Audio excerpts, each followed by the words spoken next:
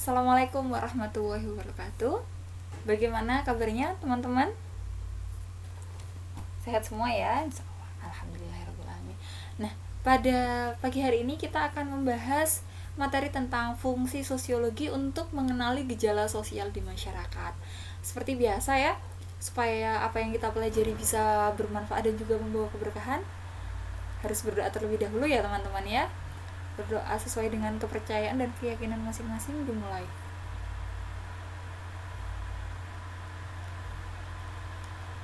Berdoa selesai. Nah, di sini ada beberapa tujuan pembelajaran kita hari ini. Silahkan teman-teman simak ya. Jadi ada beberapa, tidak perlu saya bacakan ya. Kita langsung saja. Realitas sosial sebagai objek kajian. Bagaimana ya maksudnya? Ada yang sudah punya gambaran kira-kira? Belum, masih bingung. Ya udah, kita lanjut ya.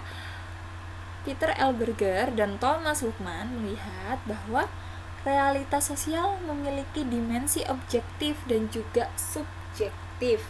Nah, berarti dimensi objektif dan juga subjektif bertolak belakang ya. Kedua hal ini bertolak belakang karena apa? Kalau kita bicara objektif, berarti kita bicara sesuai dengan kenyataan yang ada, sesuai dengan data yang ada kan. Nah, sedangkan kalau kita bicara tentang subjektif atau subjektivitas, berarti kita melihat sesuatu itu dari menurut sudut pandang orang yang melihatnya. Kalau misalnya saya menyukai tentang sesuatu hal, saya akan bicara hal yang saya suka itu yang baik-baiknya saja, tidak akan saya tunjukkan yang buruknya. Pasti kan seperti itu ya. Kalau misalnya teman-teman menyukai seseorang, misal teman-teman menyukai si A, di depan si B teman-teman akan selalu memuji-muji si A kan. Si A itu baik, gini. Nah, begitu pula sebaliknya. Misalnya teman-teman gak suka nih sama si A, teman-teman pasti akan cari celah sampai gimana caranya si A itu banyak kesalahannya ya. Karena kalau kita biasanya sudah nggak suka dengan sesuatu, pasti kita akan mencari celah hal itu jelek, pasti kan gitu ya. Nah, kalau subjektivitas itu seperti itu. Nah, tapi kalau objektivitas ya kita bicara berdasarkan data yang ada ya. Jadi lebih nyata ya. Kalau baik ya dibilang baik, kalau memang datanya menunjukkan hal sebaliknya ya akan kita ungkapkan sebenarnya, seperti itu. Nah, melalui proses objektivasi, internalisasi, dan juga memungkinkan adanya proses eksternalisasi yang menyebabkan perubahan sosial dan munculnya berbagai permasalahan sosial ya. Nah, objektivasi ini apa? Kalau tadi kan sudah dijelaskan ya objektif. Nah, objektivasi ini merubah pandangan subjektif menjadi objektif. Jadi pandangan subjektif tadi diubah menjadi objektif. Caranya bagaimana? Dengan melihatkan segala sesuatu itu berdasarkan data yang ada. Nah, kalau internalisasi, berarti internalisasi ini bagaimana kita bisa memahami konsep dan juga teori ya. Dan nantinya harus kita aplikasikan pada diri ya. Setelah itu ada eksternalisasi. Nah, setelah tadi kita sudah memahami konsep dan juga teori, kita aplikasikan dalam diri, kemudian kita menyebarkan pemahaman tersebut yang sudah kita pahami itu kita sebarkan sehingga membentuk ada nilai dan juga norma yang baru. Jadi seperti itu ya, bisa dipahami. Nah, itu nanti bisa menyebabkan perubahan sosial. Kalau ada perubahan sosial akan diiringi juga dengan munculnya berbagai permasalahan sosial. Masalah. Kira-kira ada yang tahu nggak masalah itu apa? Sederhana ya, masalah sesuatu yang mungkin lekat ya dengan hidup seseorang, maksudnya kan seperti itu ya. Hidupnya nggak akan luput dari masalah. Nah, masalah itu apa berarti? Ketidaksesuaian antara harapan dan juga kenyataan. Jadi seseorang itu pasti kan punya harapan. Nah, ketika harapannya tidak bisa dia wujudkan atau tidak bisa terpenuhi, jadi harapan sama kenyataan yang ada nih nggak sesuai nih. Nah, pasti kan akan menjadi satu masalah, ya kan? Lanjut ya. Masalah sosial. Kalau di sini masalah sosial berarti apa? Ketidaksesuaian antara unsur-unsur kehidupan ya, atau masyarakat yang membahayakan kehidupan kelompok sosial. Kalau yang tadi saya bicarakan masalah, definisi masalah secara sederhana ya, ketidaksesuaian antara harapan yang kita miliki dengan kenyataan yang ada ya, itu pasti masalah. Nah, apabila unsur-unsur tersebut mengalami benturan, maka hubungan-hubungan sosialnya akan terganggu, ya kan? Nah, di sini ada beberapa masalah sosial ya, dilihat dari berbagai faktor, mulai dari ekonomis, biologis, psikologis, dan juga kebudayaan. Nah, kalau masalah sosial dari faktor ekonomis, kira-kira yang paling mudah apa nih? Kalau yang ada di Indonesia ini ya biasanya apa? Kemiskinan, terlebih dalam kondisi pandemi ya teman-teman ya. Kemiskinan sekarang ini sepertinya angka kemiskinan semakin tinggi ya. Dan juga pastinya apa? Pengangguran ya.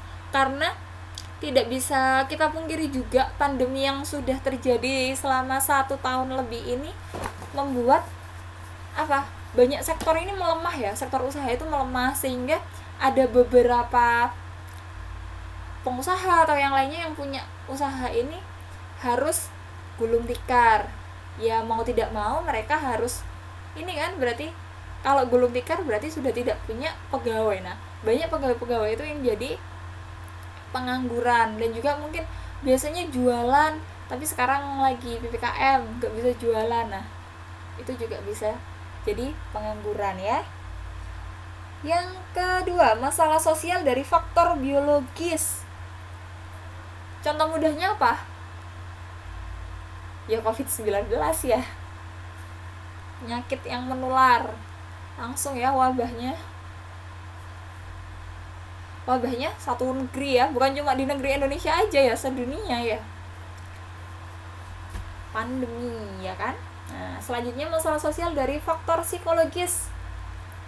Misalnya gini, ada seseorang yang punya ini ya, penyakit saraf atau yang lainnya, atau mungkin bipolar bisa jadi ya. Kemudian dan yang lainnya ya, nanti bisa juga menimbulkan apa biasanya kalau punya penyakit-penyakit seperti itu yang tidak tertangani dengan baik, biasanya menimbulkan ini ya, kurangnya rasa kepercayaan diri seseorang kan. Nah, hal paling parah yang bisa dilakukan apa biasanya? Bunuh diri kan ya. Saya yakin semua agama juga tidak akan mengajarkan seperti itu ya, jadi bunuh diri itu memang tidak diperbolehkan. Tapi mungkin ada kondisi di mana seseorang itu merasa dirinya kurang diterima di masyarakat karena penyakitnya itu. Tapi ini ya penyakit, bukan penyakit yang seperti tadi COVID misalnya, bukan yang seperti itu. Misalnya memang bawaan dari lahir misalnya. Mungkin dia misalnya seperti bipolar, tidak bisa menerima kenyataan bahwa dirinya seperti itu, ya bisa jadi dia mengurung diri, nggak punya temen, akhirnya stres, nah jadi bunuh diri. Yang terakhir, faktor kebudayaan. Bisa ini ya, penangkalan remaja ya. Kalau kita lihat kan banyak nih pengaruh budaya luar yang masuk ke Indonesia ya, karena kita nggak bisa memfilter secara baik, asal ambil aja. Jadi sekarang kalau kita lihat ini ya, anak kecil muda-mudi ini sudah punya anak ya, banyak. Ataupun kenakalan remaja yang lainnya, misalnya miras, sabu, ataupun jenis narkoba yang lainnya gitu ya. Sepertinya teman-teman udah gak asing kalau masalah faktor kebudayaan ini ya. Kriteria masalah sosial, ada beberapa kriteria ya. Yang pertama, kriteria umum. Nah, masalah sosial ini terjadi karena ada perbedaan antara nilai-nilai dalam suatu masyarakat dengan kondisi nyata kehidupan. Nah, artinya apa? Berarti ada ketidakcocokan antara anggapan masyarakat tentang apa yang seharusnya terjadi dan kenyataan sebenarnya. Contohnya, misalnya ini ya, kasus ini tinggal bareng tapi belum punya hubungan ya, belum ada ikatan resmi agama apapun. Kalau di Indonesia itu kan sesuatu hal yang tabu ya, tinggal serumah misalnya, muda-mudi tinggal serumah tanpa sebuah ikatan, itu kan hal yang tabu. Nah, kalau di luar negeri tidak seperti itu. Misalnya di Amerika ya, tinggal serumah sama pacarnya itu ya hal yang biasa, hal yang wajar. Nah, itu ya. Yang kedua, sumber masalah sosial. Nah, selain bersumber dari interaksi sosial yang tidak efektif biasanya, masalah sosial juga dapat bersumber dari gejala-gejala alam. Contohnya dari gempa bumi atau kemarau panjang misalnya. Nah, tidak semua gejala alam menjadi sumber masalah sosial, teman-teman. Gejala alam menjadi sumber masalah sosial ketika gejala tersebut mengakibatkan masalah sosial tertentu. Misalnya, banjir itu kan bukan masalah sosial ya, tetapi akibat yang ditimbulkannya apa? Ada orang yang harus kehilangan tempat tinggal atau yang lainnya ya kan. Yang paling mudah sih itu biasanya kalau sudah banjir, apalagi banjir bandang ya, biasanya kan sudah hancur semua, sudah tidak punya tempat tinggal, itu baru jadi masalah.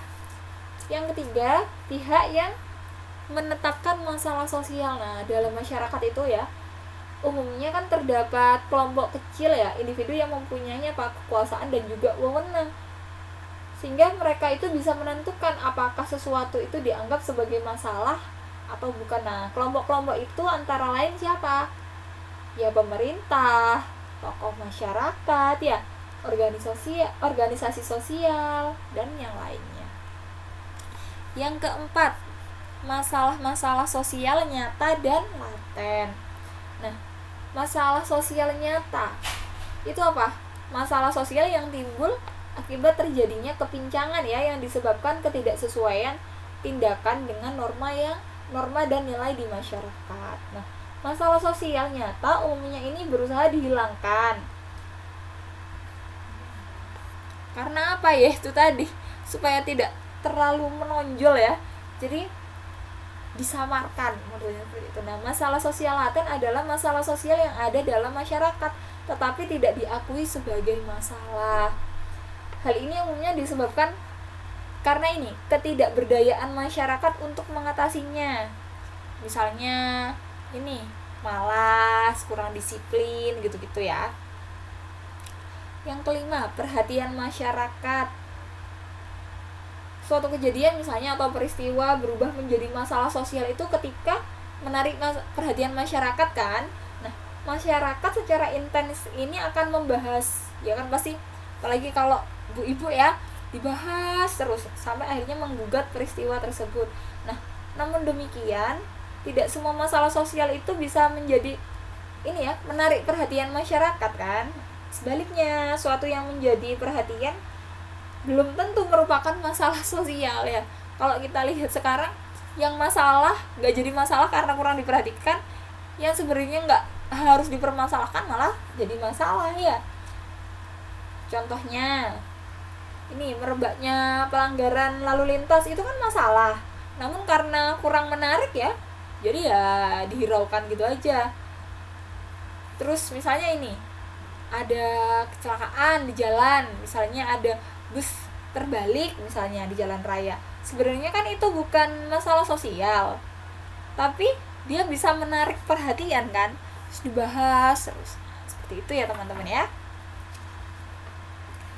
Kalau ini di sini diberikan contoh masalah sosial yang penting, ada kemiskinan, kejahatan, disorganisasi keluarga ya, masalah generasi muda dan dalam masyarakat modern, kemudian peperangan, pelanggaran terhadap norma-norma masyarakat. Nah, kenapa sih kemiskinan itu bisa dianggap menjadi masalah sosial yang penting?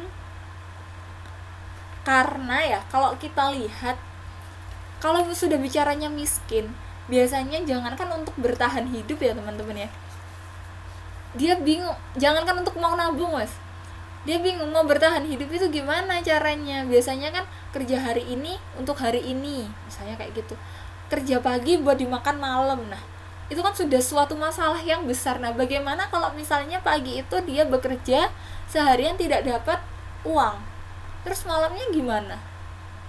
Ya kalau hidupnya sendiri nggak masalah, kalau yang sudah berkeluarga kan kasihan anak-anaknya ya kan. Nah, biasanya dari kasus kemiskinan itu nanti bisa menimbulkan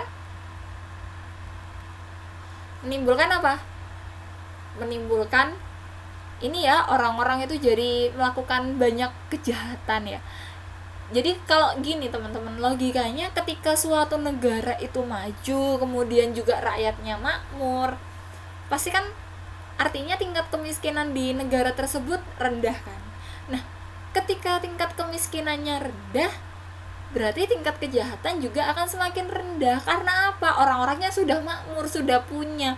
Dia mau makan besok sudah enak, mau beli ini, misalnya mau pesan makanan lewat GoFood atau GrabFood misalnya, mudah karena ada uangnya, yang mau dipakai buat beli itu ada.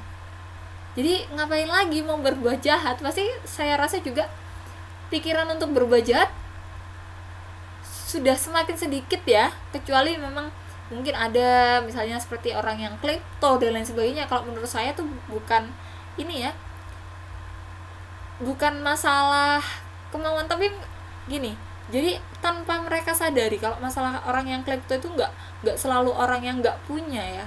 Banyak orang kaya yang klepto, yang diambil kadang hal-hal yang remeh-temeh, misalnya ballpoint gitu-gitu ya, murah kan sebenarnya dia bisa beli, tapi kenapa kok kayak gitu ya? Karena ada dorongan dalam dirinya yang saat dia melakukan itu nggak ada kesadaran dalam diri dia, nggak ada kontrol ya, nggak sadar udah tiba-tiba udah ngambil aja. Nah itu yang salah satu masalah juga ya. Kemudian ini adanya disorganisasi keluarga, ada keretakan ya, karena gini, kondisi kita di zaman yang modern ini kan banyak budaya yang masuk ya, kemudian juga kehidupan semakin berkembang kan ya teman-teman ya, sehingga ya itu tadi permasalahan semakin banyak kan biasanya. Nah, ketika seseorang itu nggak bisa nggak bisa memfilter semua hal yang ada di sekitar dia, yang dia terima nggak bisa difilter dengan baik, maka itu kan akan menjadi masalah terhadap seseorang. Nah, biasanya orang-orang yang mungkin saat menikah masih belum siap mental, dia gampang tergoyahkan. Ada masalah dikit minta cerai, ada masalah dikit kabur dari rumah, ada masalah dikit, kalau laki-laki biasanya menjatuhkan talak. Nah, hal itu kan nggak boleh ya, sehingga nanti yang jadi korban siapa? Anak kan. Nah, anak-anak dalam keluarga broken home ini yang merasakan dampaknya ya. Kalau misalnya orang tuanya, bapak ibunya bisa-bisa aja udah selesai masalah, tapi anaknya gimana? Anaknya kan punya masalah ya, aku harus ikut siapa? Harus ikut ayahku atau harus ikut ibuku? Nah, ketika nanti ikut ayahku ada masalah lagi, ketika ikut ibuku ada masalah lagi. Tapi ketika pun nggak sampai bercerai, tapi ada keretakan dalam rumah tangganya sudah nggak harmonis, pasti kan komunikasinya sudah tidak baik ya. Ketika komunikasi sudah tidak baik, rumah itu sudah tidak terasa nyaman ya. Rumah bukan tempat yang nyaman untuk si anak, malah menjadi tempat yang menakutkan. Misalnya orang tuanya sering bertengkar di depan anak. Nah, hal-hal seperti ini itu bisa ini ya, membuat mental anak itu menjadi down. Ada yang jadi pilihannya, kalau anak-anak yang tidak hidup atau dibesarkan dalam keluarga yang harmonis, ada yang dia mengambil hal tersebut, menjadikan hal tersebut sebagai pelajaran. Tapi ada juga yang jadi masalah ini bukan yang ini ya, tapi yang jadi masalah adalah anak-anak yang akhirnya dia kayak gini, dia buat masalah aku juga bisa. Nah, jadi yang mental gitu loh. Ketika seperti itu biasanya anak-anaknya kalau nggak ada yang baik banget ya, kayak karena dia merasa orang tua aku sudah gini, aku nggak mau menambah beban. Nah, jadi itu jadi anak yang baik. Nah, sebaliknya ada yang memang karena mungkin sudah nggak kuat ya dengan tekanan yang ada di keluarganya, akhirnya dia mencoba ini ya, kayak apa ya, aku bisa kok, mau menunjukkan jati dirinya, akhirnya dengan pergaulan bebas dan lain sebagainya. Jadi anak jadi kenakalan remaja ya nanti larinya ya kan. Nah, jadi ini saling berkesinambungan ya teman-teman ya.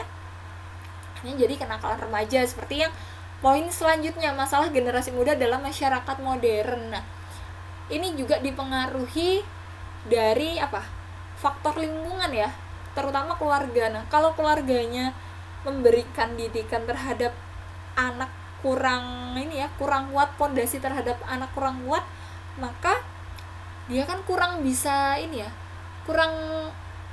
nggak ada pegangan nih buat menghadapi masyarakat modern sekarang ini. Nah, itu yang jadi masalah. Ataupun misal keluarganya sudah harmonis tapi lingkungan pertemanan yang dia pilih ini kurang baik, jadi kurang bisa membawa dirinya untuk menjadi orang yang baik. Kalau di rumah alim, jadi anak yang baik. Nah, ketika di luar jadi anak yang urakan misalnya, itu ya bisa aja terjadi. Jadi semuanya itu harus saling mempengaruhi, mulai dari dirinya sendiri harus benar-benar tahu, harus mampu memfilter mana yang baik, mana yang buruk, ya kan. Selanjutnya kemudian dari keluarganya, bagaimana ayah dan ibu itu punya peranan yang penting untuk menciptakan keluarga yang harmonis, memberikan kehangatan dalam keluarga, di dalam rumah ya, kondisi yang nyaman untuk anak. Nah, selain itu juga bagaimana si anak ini bisa memilih teman atau lingkungan yang baik untuk dia bergaul, ya kan. Ya kalau merasa tidak sesuai dengan dirinya karena misalnya teman-temannya banyak yang melanggar nilai dan norma, ya udah jangan ditemenin gitu, tinggal aja, nggak apa-apa. Kenal nggak masalah, tapi untuk berteman dekat ya kita perlu perlu pilih-pilih teman ya, karena teman kita yang akan menunjukkan siapa kita, ya kan, yang bisa membawa kita mau ke arah yang lebih baik atau sebaliknya, seperti itu. Poin selanjutnya peperangan ya. Peperangan ini merupakan sebuah bentuk pertentangan antar kelompok ataupun masyarakat, termasuk juga di dalamnya negara ya, yang umumnya diakhiri dengan akomodasi. Nah, umumnya pertentangan tersebut melibatkan beberapa kelompok dari berbagai lapisan masyarakat. Peperangan menyebabkan disorganisasi dalam berbagai aspek kemasyarakatan, baik bagi negara yang menang maupun negara yang kalah, ya kan. Jadi seperti itu ya teman-teman ya. Alhamdulillah ya teman-teman nggak mengalami peperangan ya. Tapi kita sekarang ini sebenarnya sedang berperang tanpa kita sadari. Sekarang ini kita sedang melakukan peperangan ya. Bagaimana ya itu tadi, dengan masyarakat modern, apakah kita mampu bertahan tetap menjadi individu yang baik ataupun sebaliknya ya. Jadi kita ini sebenarnya berperang, cuma tidak secara nyata kita perang seperti yang dilakukan pendahulu-pendahulu kita ya, melawan penjajah. Nah, tidak seperti itu ya. Yang kita perangi sekarang diri kita sendiri dengan kebudayaan baru yang masuk di masyarakat modern ini. Jadi harus kuat ya dirinya ya menghadapi masyarakat modern ini. Yang selanjutnya, pelanggaran terhadap norma-norma masyarakat. Nah, ya itu tadi, banyak faktor ya yang bisa menyebabkan adanya pelanggaran terhadap norma-norma masyarakat ini tadi ya.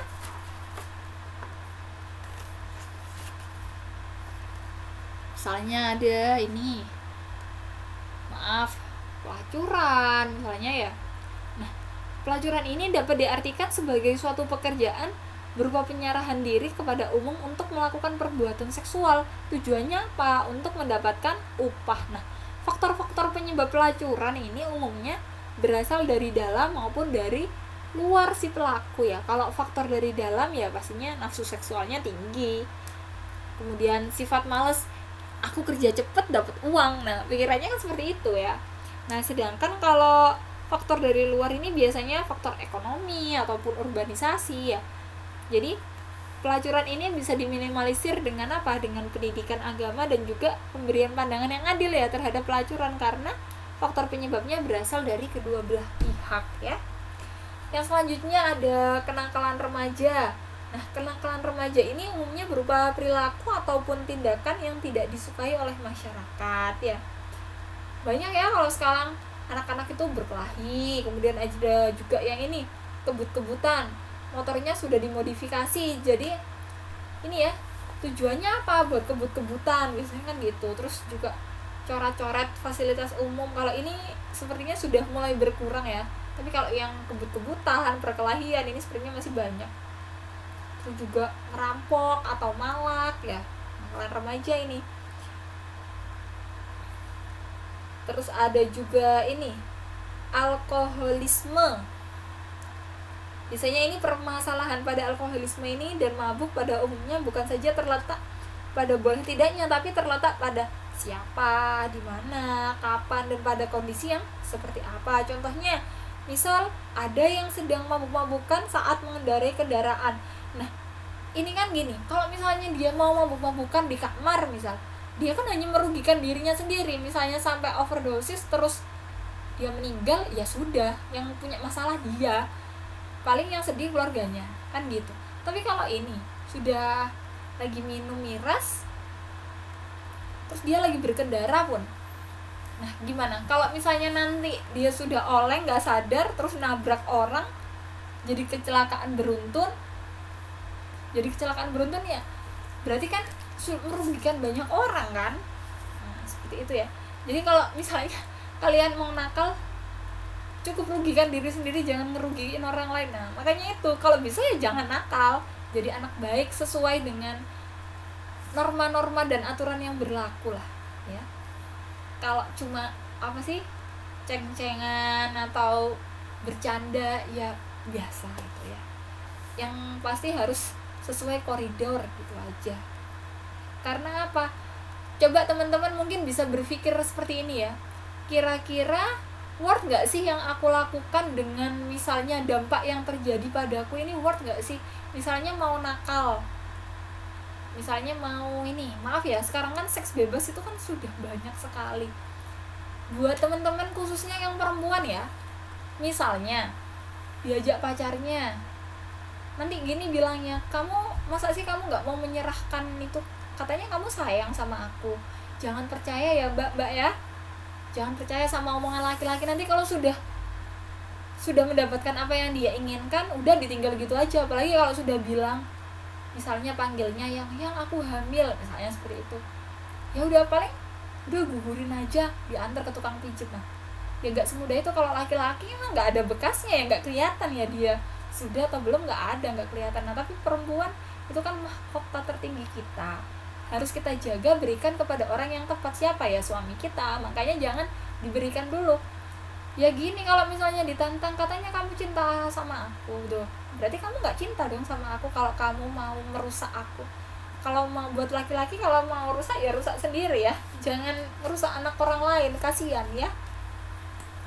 Jadi itu kita harus mampu mempertimbangkan. Misalnya mau nakal, melakukan sesuatu hal yang padahal kita sudah tahu itu hal yang tercela, kita pertimbangkan dulu dampaknya worth gak sih untuk kehidupan kita ke depannya. Nah kita harus mampu berpikir panjang seperti itu. Teman-teman kan sudah SMA ya, patutnya sudah bisa berpikir secara logis ya, dan juga bisa memikirkan dampak jangka panjangnya, bukan cuma jangka pendeknya ya. Apalagi seks bebas itu cuma kesenangan sebentar saja ya, tapi subhanallah, dampaknya itu jangka panjangnya luar biasa, apalagi untuk perempuan ya. Hati-hati ya mbak. Yang terakhir ada korupsi ya. Korupsi secara umum dimengerti sebagai apa? Penyelewengan atau penyalahgunaan uang. Nah korupsi, kalau kita bicara korupsi, iya korupsi itu ada di ini, misalnya pemerintahan. Nggak seperti itu ya, sekarang aja di usia teman-teman ini bisa kok terjadi korupsi. Misalnya ada bendahara kelas, setelah itu ada butuh, misalnya kelas lagi mau bikin ini jaket misal, pakai uang kelas, ataupun mau beli sesuatu pakai uang kelas. Nah misalnya ada oknum yang tidak bertanggung jawab, bikin data di markup ya, misalnya harganya 50.000, bilangnya ke teman-temannya 75.000, berarti dia udah korupsi berapa? 25.000 kan. Nah, seperti itu ya teman-teman ya. Jadi kita harus berhati-hati. Saya rasa teman-teman sudah sangat pandai untuk bisa menentukan mana yang baik, mana yang buruk, mana yang boleh dilakukan, mana yang tidak boleh dilakukan.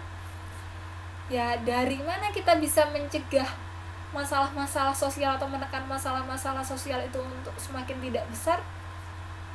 Ya dari diri kita sendiri ya. Semoga teman-teman semua masih bisa mematuhi norma-norma yang berlaku di masyarakat kita ya. Itu saja dari saya, kurang lebihnya saya mohon maaf. Untuk materi yang belum disampaikan akan saya lanjutkan pertemuan selanjutnya. Terima kasih, kurang lebihnya saya mohon maaf. Wassalamualaikum warahmatullahi wabarakatuh.